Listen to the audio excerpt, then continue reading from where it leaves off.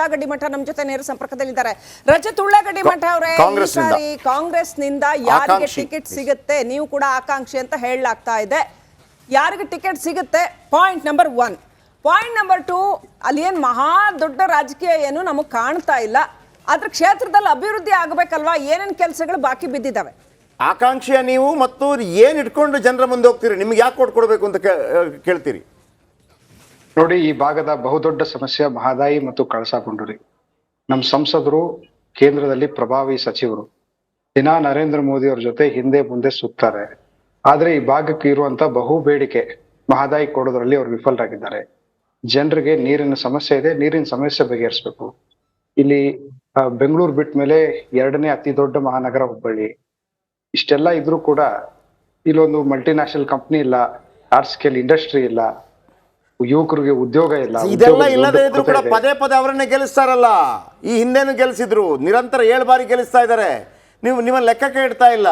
ನೀವು ಅದನ್ನ ಪದೇ ಪದೇ ಅದೇ ಆರೋಪವನ್ನು ಮಾಡ್ತಾ ಹೋಗ್ತೀರಿ. ಏನಿಲ್ಲ ಜನಗಳ ಬಳಿ ಹೋಗ್ಬೇಕಲ್ಲ, ಅದನ್ನ ನೀವು ನಾನ್ ನೀವು ಮಾತಾಡೋದನ್ನ ಕೇಳಿದ್ರಿ, ನೀವೇ ಹೇಳಿದ್ರಿ ಅಲ್ಲಿ ಬಿಜೆಪಿನೇ ಇದೆ, ಅಲ್ಲಿ ಬಿಜೆಪಿ. ನಾನು ನಿಮ್ಮ ಸಪೋರ್ಟ್ ತೋರಿಸಿದ್ರೆ, ನೀವು ದಿನ ಟಿವಿಯಲ್ಲಿ ಅದನ್ನೇ ತೋರಿಸಿದ್ರೆ, ನೀವು ಹೇಳಿದ್ರೆ ಜನರ ಕಿವಿಗೆ ಹೋಗುತ್ತೆ. ಬಟ್ ಈ ಬಾರಿ ಅದಾಗಲ್ಲ. ಜನ ನಮ್ ಪರವಾಗಿದ್ದಾರೆ. ಕಾಂಗ್ರೆಸ್ ಪಕ್ಷ ಏನಂದ್ರಿ ಟಿವಿಯಲ್ಲಿ ಏನಂದ್ರಿ? ನೀವೇ ಈಗ ತಾನೇ ಹೇಳಿದ್ರಿ, ಅಲ್ಲಿ ಕಾಂಗ್ರೆಸ್ ಬಿಜೆಪಿ ಬಹಳ ಗಟ್ಟಿ ಇದೆ, ಭದ್ರಕೋಟೆ ಇದೆ, ಪ್ರಹ್ಲಾದ್ ಜೋಶಿ ಗೆಲ್ತಾರೆ.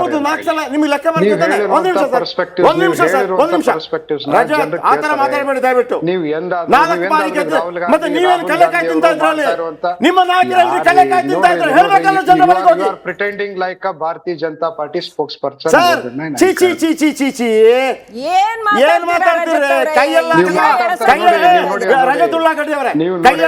ಮೈಯೆಲ್ಲ ಪರಿಚಿಕೊಂಡ ಅಂತ ಹೇಳಿ 4 ಬಾರಿ ಗೆಲ್ಸಿದ್ಯಾರು? ಇಲ್ಲ, ನೀವೇ ನೀವು ಒದರ್ತಾ ಇರೋದು ನೋಡಿ, ನಿಮ್ ಟೆಂಪರ್ ನೋಡಿ. ಗೆಲ್ಸಿ ಅಲ್ಲಿ ಗೆಲ್ತೀವಿ, ಗೆಲ್ಸೋ ಪರಿಸ್ಥಿತಿ ಇಲ್ಲ. ಕಾಂಗ್ರೆಸ್ ಮಾಡ್ತಾ ಇದೆ, ಜನರ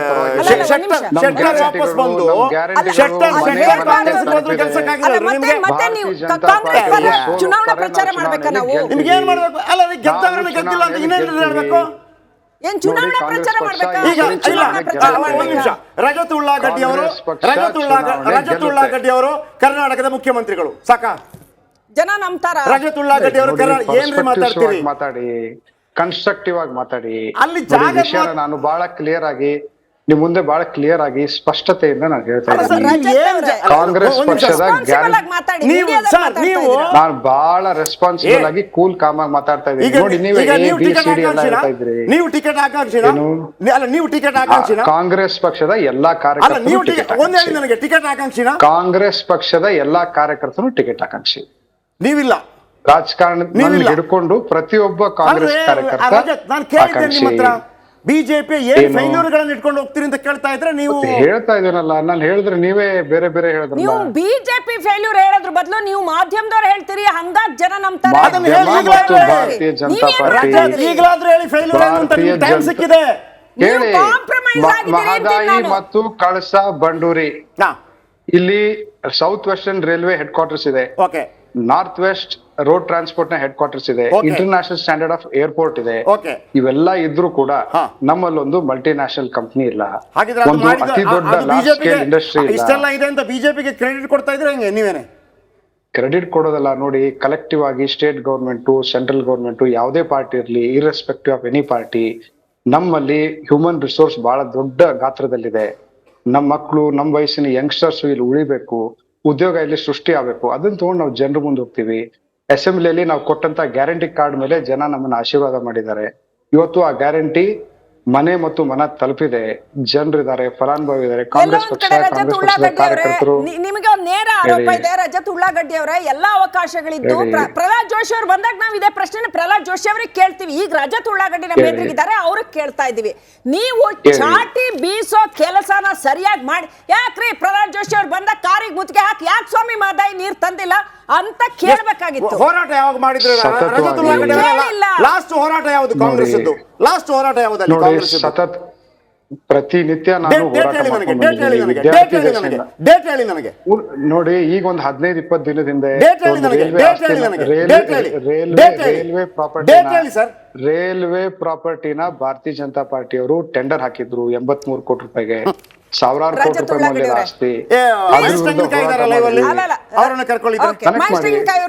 ರಜತ್ ಉಳ್ಳಾಗಡ್ಡಿ ಅವರೇ ಒಂದೇ ಸೆಕೆಂಡ್ ಸರ್, ಒಂದೇ ಸೆಕೆಂಡ್ ನೋಡಿ. ನಿಮ್ ಕಾಂಗ್ರೆಸ್ ಕನ್ನಡಿ ಹಿಡಿತಾ ಇದೀನಿ, ಬಿಜೆಪಿಗೂ ಕನ್ನಡಿ ಹಿಡಿತಾ ಇದೀನಿ, ಇಬ್ಬರಿಗೂ ಮಹೇಶ್ ತೆಂಗಿನಕಾಯಿ ಬಂದ್ರೆ ಅವ್ರಿಗೂ ಅದನ್ನೇ ಪ್ರಶ್ನೆ ಕೇಳ್ತೀವಿ. ರಜತ್ ಉಳ್ಳಾಗಡ್ಡಿ ಅವರೇ, ಮಹದಾಯಿ ಹೋರಾಟಗಾರರು ಹೇಳ್ತಾ ಇದ್ದಾರೆ ಈ ಸಾರಿ ನಾವು ಕಾಂಗ್ರೆಸ್ ಅವ್ರನ್ನ ಬಿಜೆಪಿ ಅವ್ರನ್ನ ಇಬ್ರನ್ನೂ ಆಚೆಗೆ ಇಡ್ತೀವಿ, ಇಬ್ರು ನಮಗ್ ಕೆಲಸ ಮಾಡಿಲ್ಲ, ಈಗ ಬರ್ಲಿ ಎಲೆಕ್ಷನ್ ಚುನಾವಣಾ ಪ್ರಚಾರಕ್ಕೆ ಬರ್ಲಿ, ಕಾರ್ ಇಳಿಯಕ್ ಬಿಡಲ್ಲ ಅಂತ ಇದ್ದಾರೆ. ಮಹದಾಯಿ ಹೋರಾಟಗಾರರು ಅವ್ರ ಹೋರಾಟದ ಜೊತೆ ನಾವು ಬೆಂಬಲವಾಗಿ ನಿಂತ್ಕೊಂಡಿದೀವಿ. ಯಾಕೆ ನಿಮ್ಮನ್ನ ಯಾಕೆ ವಿರೋಧಿಸ್ತಾರೆ? ಅವ್ರ ಜೊತೆ ನಾವು ಪ್ರತಿಭಟನೆ ಮಾಡಿದೀವಿ. ಏನಂತ ಕಾರ್ ಇಳಿಯಕ್ ಬಿಡಲ್ಲ, ಪ್ರಚಾರ ಮಾಡಕ್ ಬಿಡಲ್ಲ, ಇಬ್ರು ಒಂದೇ ನಮ್ಮ ಕ್ಷೇತ್ರದಲ್ಲಿ ಕಾಂಪ್ರಮೈಸ್ ಆಗಿದ್ದಾರೆ ಅವರು ಅಂತ. ಯಾರು ಕಾಂಪ್ರಮೈಸ್ ಆಗಿಲ್ಲ. ಮಹದಾಯಿ ನಿಮ್ಗೆ ಜನಕ್ಕೋಸ್ಕರ ಹೋರಾಟಗಾರ ಕನ್ನಡ ಅಲ್ಲ ಸರ್, ಈಗ ಭಾಷೆಗೋಸ್ಕರ ಈಗ ವಿನಯ್ ಒಂದ್ ಭಾಷೆ ಸೆಕೆಂಡ್ ಕೇಳ್ತಾ ಇದ್ದೀನಿ. ನೀವು ಹೇಳ್ತಾ ಇದ್ರಿ ಹೋರಾಟ ಮಾಡ್ತಾ ಇದ್ದೀವಿ ಅಂತ ಹೇಳಿ, ಯಾಕೆ ನೀವು ಜನರನ್ನು ತಲುಪ್ತಾ ಇಲ್ಲ? ನೀವು ಹೇಳ್ತಿಲ್ವ ಜನರಿಗೆ? ಈಗ ನಿಮ್ಗೆ ನಿಮ್ಮ ಪರವಾಗಿ ಒಂದು ಪಾಯಿಂಟ್ ಹೇಳ್ತೀನಿ, ನಾನು ನಿಮ್ಮ ಪರವಾಗಿ ಹೇಳ್ತೀನಿ. ಹುಬ್ಬಳ್ಳಿ ಧಾರವಾಡ ಸ್ಮಾರ್ಟ್ ಸಿಟಿ ಯೋಜನೆ ಬಹುತೇಕ ಕಾಮಗಾರಿಗಳು ನನಗೆ ಬಿದ್ದಿದೆ. ನಾನೇ ಅನೇಕ ಸ್ಟೋರಿ ಮಾಡಿದ್ದೀನಿ. ನಂಬರ್ 1 ನೋಡಿದ್ದೀರಾ? ಯಾವತ್ತಾದ್ರೂ ನೋಡಿದ್ದೀರಾ ಮಾಡಿದ ಸ್ಟೋರಿ? ನೋಡಿದ್ದೀನಿ. ಓಕೆ.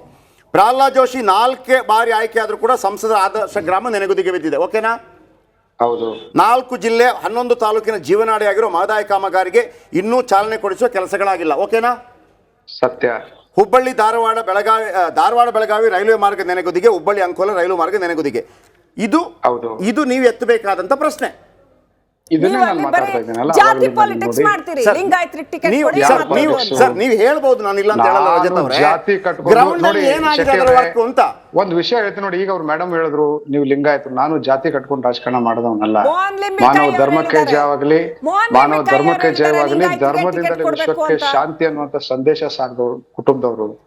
ನಾನು ಮೋಹನ್ ಲಿಂಬಿಕಾಯಿ ಅವ್ರು ಕೇಳಿ, ನೀವು ಅದನ್ನ ಅವ್ರು ಯಾರು ಹೇಳಿದ್ದಾರೆ? ಮಹೇಶ್ ತೆಂಗಿನಕಾಯಿ ಅವರಿದ್ದಾರೆ. ಒಂದೇ ಒಂದು ನಿಮಿಷ, ಹ್ಯಾಂಗೋ ರಜತ್ ಉಳ್ಳಾಗಡ್ಡಿ ಮಠ ಅವರೇ, ನಿಮ್ ಜೊತೆ ಮಹೇಶ್ ತೆಂಗಿನಕಾಯಿ ಅವ್ರು ಮಾತಾಡ್ತಾರೆ. ಮಹೇಶ್ ತೆಂಗಿನಕಾಯಿ ಅವರೇ, ಪ್ರಶ್ನೆ ನಿಮಗೂ ಅದೇ ಪ್ರಶ್ನೆ ಕೇಳ್ತೀವಿ ನಾವು. ನಮ್ದೇನ್ ಪ್ರಶ್ನೆ ಕೇಳೋದಷ್ಟೇ ನಮ್ ಕೆಲಸ. ಪ್ರಹ್ಲಾದ್ ಜೋಶಿ ಅವರು 4 ಬಾರಿ ಆದ್ರೂ ಕೂಡ ನೋಡಿ, ಆ ಸಂಸದರ ಆದರ್ಶ ಗ್ರಾಮ ಅಷ್ಟು ದೊಡ್ಡದಾಗಿ ಅನೌನ್ಸ್ ಮಾಡ್ಕೊಂಡ್ರಿ, ಅದು ಏನೂ ಆಗಿಲ್ಲ, ಅಲ್ಲಿ ಕೆಲಸಗಳಾಗಿಲ್ಲ, ಹಂಗೆ ನಿಂತಿದೆ.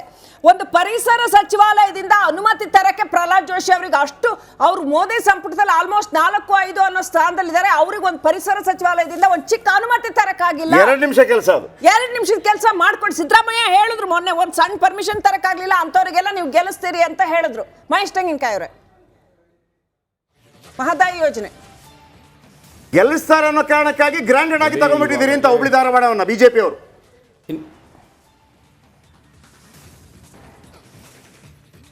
ಆಯ್ತು, ನಾನು ಮಾತಾಡ್ಬೋದಾ? ಯಾ ಜಯಪ್ರಕಾಶ್ ಅವರೇ, ಯಾ ಪ್ಲೀಸ್ ಸರ್.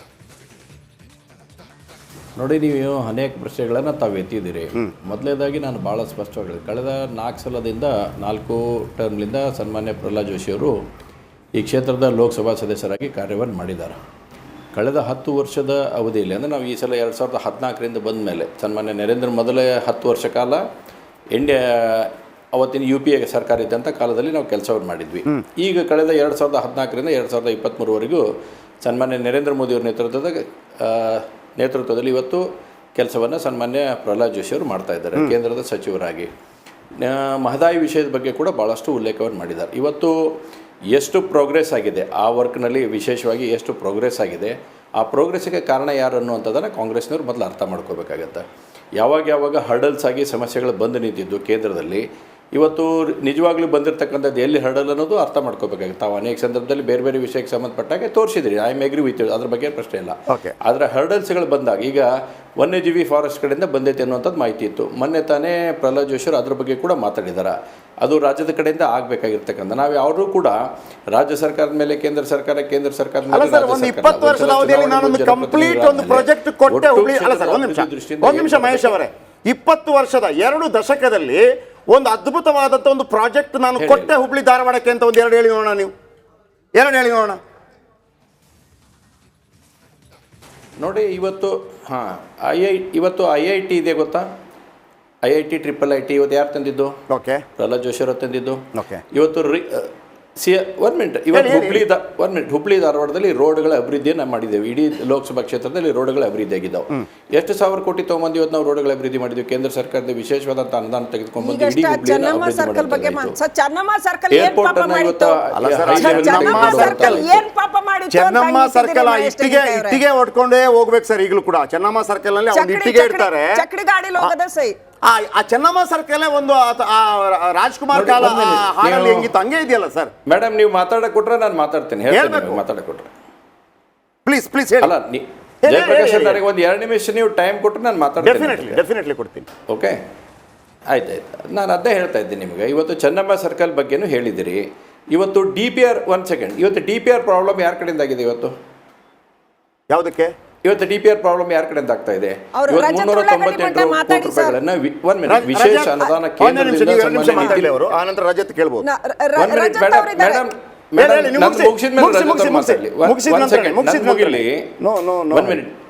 ಒಂದ್ ಸೆಕೆಂಡ್ ನಾನು ಮುಗಿಸಕ್ ಕೊಡಿ.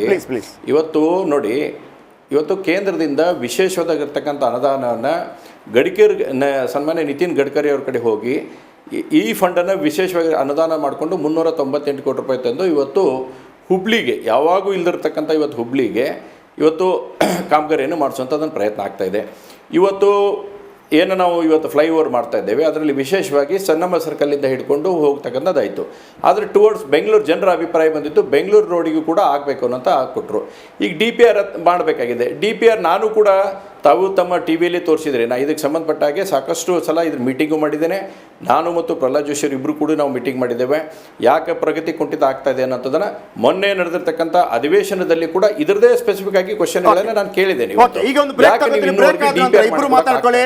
ರಜತ್, ನೀವು ಕ್ವಶನ್ ಕೇಳಬಹುದು. ಮಹೇಶ್ ತೆಂಗಿನಕಾಯಿ ಅವರೇ, ನೀವು ಕೂಡ ಕಾಂಗ್ರೆಸ್ನ ದೌರ್ಬಲ್ಯ ಹೇಳ್ಬೋದು, ಕಾಂಗ್ರೆಸ್ನವರು BJP ದೌರ್ಬಲ್ಯ ಹೇಳ್ಬೋದು.